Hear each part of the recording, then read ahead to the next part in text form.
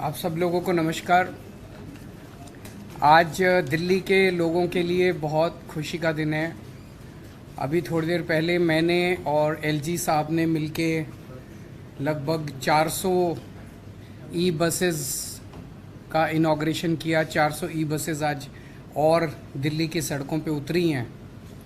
इसके पहले 400 buses already Delhi की सड़कों पे चल रही थी, तो अब 800 इलेक्ट्रिक बसेस, बिल्कुल modern air conditioned buses Delhi की सड़कों पे चलने लगी हैं। और इसके साथ दिल्ली देश का वो शहर बन गया जहां सबसे ज़्यादा इलेक्ट्रिक बसेस चल रही हैं। जैसा मैंने बताया, इसके पहले 400 बसेस चल रही थी, 400 और आज आ गई तो 800 बसेस हो गई हैं। इस साल 2023 के अंत तक हमारे पास उम्मीद है कि 1900 इलेक्ट्रिक बसेस सड़कों पे आ जाएंगी। 800 बसेस के साथ दिल्ली देश का सब शहर हो गया सबसे ज़्यादा बसों वाला, और 1900 बसेस आने के बाद दुनिया के चुनिंदा शहरों में, मैं ये नहीं कहूँगा कि दुनिया के में सबसे ज़्यादा होंगी, पर दुनिया के उन चुनिंदा शहरों में दिल्ली का नाम आएगा जहाँ पे काफ़ी इलेक्ट्रिक बसेस चलती हैं। और 1900 बसेस आने के बाद हर साल हम 1.07 lakh tons of carbon dioxide बचा पाएंगे। जैसा मैं पहले कई बार बोल चुका हूँ कि 2025 तक का हमारा लक्ष्य है। दिसंबर 2025 तक टोटल दिल्ली की सड़कों पे 10,480 बसें होंगी, जिसमें से 80% बसेस, 8,280 बसेस इलेक्ट्रिक बसेस होंगे। ये एक बहुत एम्बिशियस टारगेट है और ये किसी भी क्रांति से कम नहीं है कि आज हम 2023 में बैठे हैं। लगभग 2.25 साल के बाद हमारे पास 8,280 इलेक्ट्रिक बसेस होंगी, और जो कि 80% ऑफ द फ्लीट जो है वो, जबकि अभी 800 बसें हैं, 800 से 8,000 10 टाइम्स बसें हम 2.5 साल के अंदर, 2.25 साल में ले जाएंगे। ये बसें ज़ीरो पोल्यूशन करती हैं। एक सिंगल चार्ज पे 225 किलोमीटर चलती है बस। सो एक बार अगर चार्ज हो जाए तो लगभग पूरा दिन उसका काम चल जाता है। सारी बसेस एयर कंडीशनड हैं, और इसमें डिफरेंटली एबल्ड लोग जो हैं उनके लिए रैंप है, और अगर ज़रूरत पड़े तो पूरी की पूरी बस भी नील कर जाती है किसी भी डिफरेंटली एबल्ड आदमी को ऊपर चढ़ाने के लिए। स्टेपलेस बोर्डिंग है क्योंकि लो फ्लोर बसेस हैं, जिससे लोगों को सहूलियत होती है। हर बस में 3-3 सीसीटीवी कैमरे हैं, और महिलाओं की सुरक्षा के लिए पैनिक बटन्स हैं।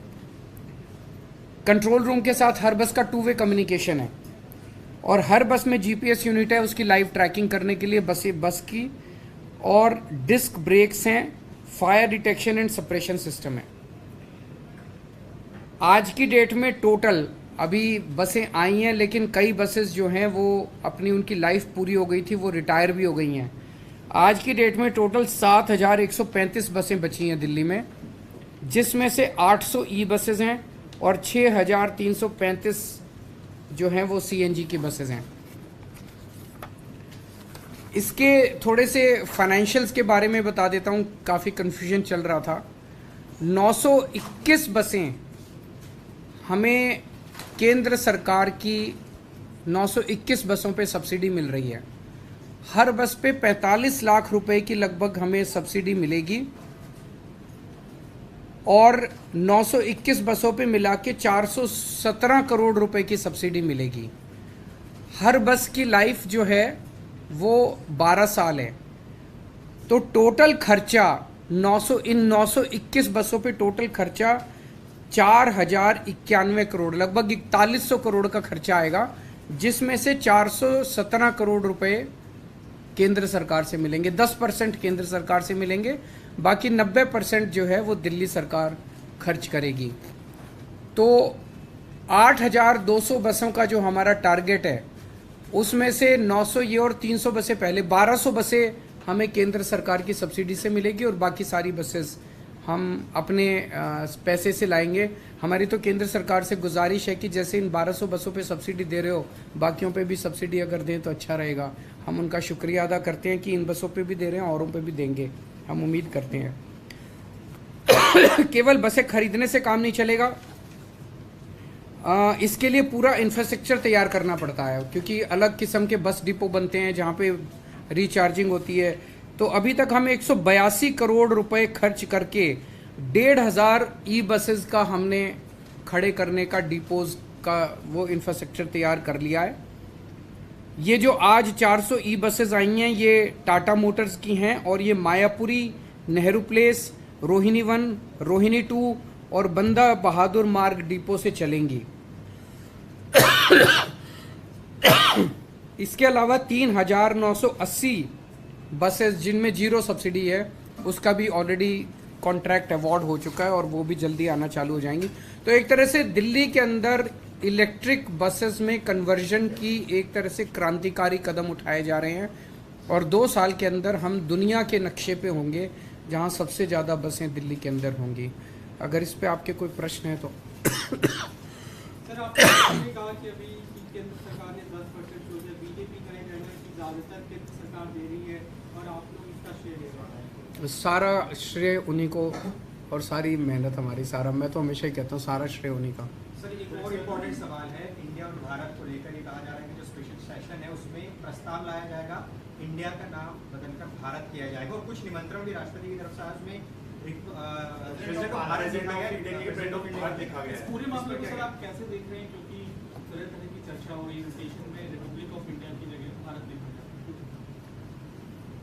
देखिए मेरे को पास कोई आधिकारिक सूचना नहीं है इस बारे में कि ऐसा वो करने जा रहे हैं, लेकिन जैसा आप लोग बता रहे हैं ऐसी उड़ती उड़ती हवा सुनी है। ऐसा क्यों किया जा रहा है, ऐसा कहा जा रहा है, इसलिए किया जा रहा है क्योंकि इंडिया नाम का कई सारी पार्टियों का एक अलायंस बना है जिसका नाम इंडिया है। तो अगर किसी पार्टियों का अलायंस इंडिया बन जाता है तो वो देश का नाम बदल देंगे।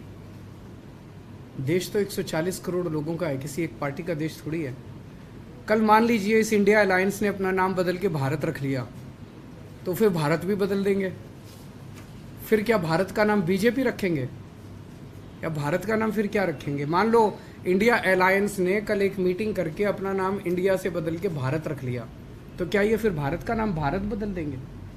ये क्या मजाक है? देश है भाई, देश इतने हजारों साल पुराना भारत देश है, इतनी बड़ी पुरानी संस्कृति है, इतना पुराना हमारा देश है, उसका नाम इसलिए केवल बदल के रखा जा रहा है क्योंकि इंडिया अलायंस बन गया और बीजेपी को ये लग रहा है कि थोड़े बहुत 4 वोट इनके कम हो जाएंगे इंडिया अलायंस बनने से, तो वोट कम हो जाएंगे इसलिए भारत का नाम बदल दो। ये तो देश के साथ गद्दारी है। मतलब पार्लियामेंट पैनिक बटन मतलब दब चुका है।